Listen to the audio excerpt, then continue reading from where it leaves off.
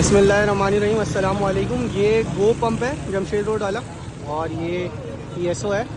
PSO वालों ने जो है, इन लोगों ने ना यहाँ पे कहीं एक गटर खोला हुआ था, उसका ढक्कन हटाया हुआ था, इस वजह से कि ये पानी जो है ना, ये पानी सारा यहाँ से रस के उधर तक चला जाए।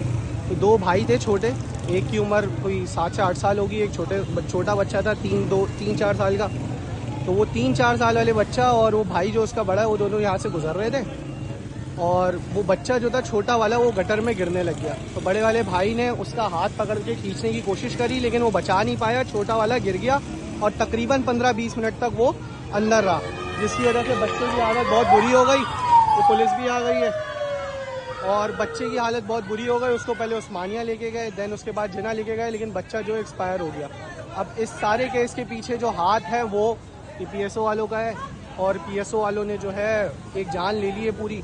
अब इसके ऊपर क्या केस बनता है, क्या होता है, वो तो खैर अब अल्लाह ही जानता है, लेकिन ये है कि इसको ज़्यादा से ज़्यादा शेयर करें बस।